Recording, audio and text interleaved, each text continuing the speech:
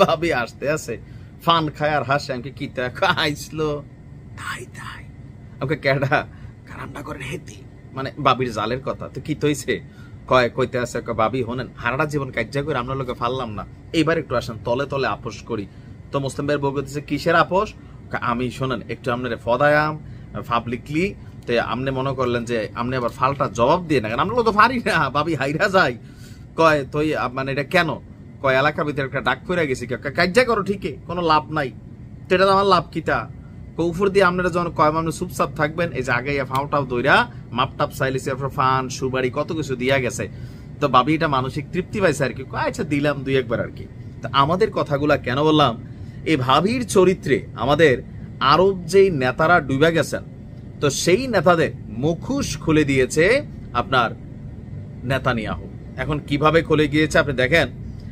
Netanyahu গতকালকে জাতিসংঘে একটা ভাষণ ছিল, এবং একটা মজার বিষয় হচ্ছে, আমি ধন্যবাদ দেই অমুসলিম রাষ্ট্রগুলোকে, যে নেতানিয়াহুর ভাষণ যখন জাতিসংঘে প্রচারিত হবে ঠিক তখনই আপনার সবাই বের হয়ে গেছেন। কিছু ছিল নেতানিয়াহুর পক্ষের লোক ছিল বা ইসরায়েলকে যারা সাপোর্ট করে, বাট সেখানকার 70% ডেলিগেট যারা আছেন সারা পৃথিবী থেকে আসছেন, তারা নেতানিয়াহুর বক্তব্য থেকে না শুনেই বের হয়ে গেছে। তারই বক্তব্য আবার গাজাতে প্রচার করা হয়েছে। আবার দেখেন কি প্রচার করা হয়েছে, যে এখানে এই মুহূর্তে ফিলিস্তিনের স্বাধীনতা ইস্যুতে আরব রাষ্ট্রগুলো সহ অনেক পশ্চিমা রাষ্ট্র যারা প্রকাশ্যে ইসরায়েলের সমালোচনা করছে, ঠিক তারাই আবার তলে তলে ফোন দিয়া পার্সোনালি বলতেছে যে দেখেন যা করতেছেন ভালোই করতেছেন ভাই, তো প্রকাশ্যে কেন সমালোচনা করে?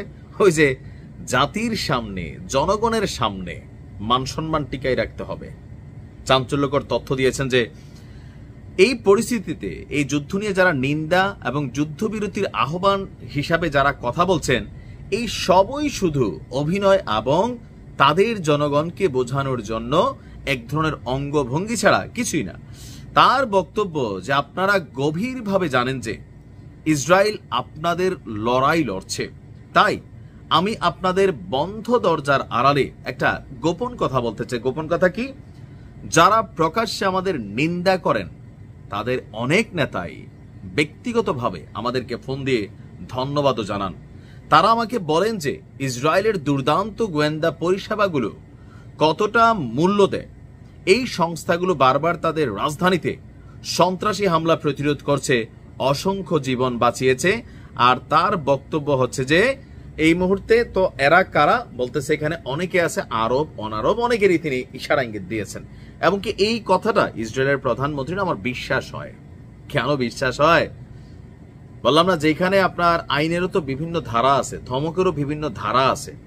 তো এই যে সর্বশেষ কাতারে যে অভিযান চালালো ইসরায়েল, মানে কি বলা হয় যে বীরদের বিরুদ্ধে, তো সেই অভিযানের পর কাতার এই যে পুরা দেশের মানে পুরা আরব রাষ্ট্রগুলোকে নিয়ে বসলো, সুররা খাইলো, গাওয়া খাইলো, তারপর ফাইনালি কি করলো, নিন্দা জানাইলো। এরপরে কি করলো, আন্তর্জাতিক অপরাধ আদালতে যাবে। আমেরিকার প্রেসিডেন্ট ডোনাল্ড ট্রাম্প আন্তর্জাতিক অপরাধ আদালতটা বন্ধই করে দিতে চায়। বুঝতে পারছেন? এই জাতিসংঘের ভাষণে বলে আসছে। আর জাতিসংঘের কইছে এটা একটা আহা কাজের সংগঠন, এটার কোনো কাম কাজ নাই, খালি বকর বকর করা ছাড়া এইটার আসলে ওইরকম মূল্য একটা নাই। আমেরিকার কাছে এই মুহূর্তে জাতিসংঘের ভ্যালু নাই। এখন জাতিসংঘ সবচেয়ে বড় ফান্ডিং গুলা করে কি আমেরিকা। তো বুঝতে পারছেন, এই যে আমরা যা দেখি হ্যান করেঙ্গা ত্যান করেঙ্গা, পরে ফোন দিয়ে ওই যে মুসলিম ভাইয়ের বউয়ের কাছে যেমন জালে ফোন দিছিল, আইয়া পান টান দিছে, আরবরা ওইভাবেই লেপাটতেছে আর কি, বোঝা যায়। আমি বলতেছিলাম যে এখানে তলে তলে অন্য কিছু চলে, প্রমাণিত। তো ভালো থাকুন।